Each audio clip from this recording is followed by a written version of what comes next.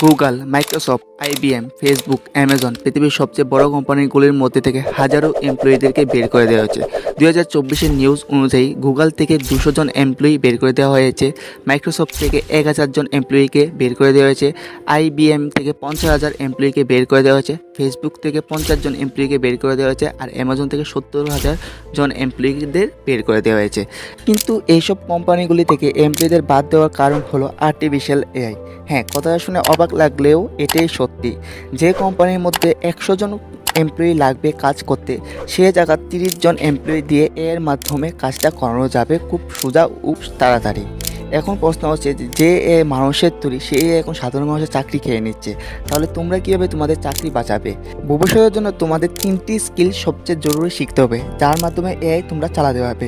Basic math, critical think, emotional intelligence. এই 3টি skill তোমরা শিখে নিলে তোমরা এআই অপারেট করতে পারবে আর তোমাদের চাকরি